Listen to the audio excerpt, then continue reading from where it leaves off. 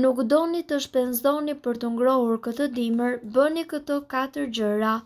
Gjëja e parë që mendoni përpara se të hapni diçka në shtëpi për të ngrohur është fatura në fund të muajit. Ekspertët sqarojnë se nëse vërtet dëshironi të kurseni kur jashtë bën ftohtë, duhet të përpiqeni të bëni këto gjëra.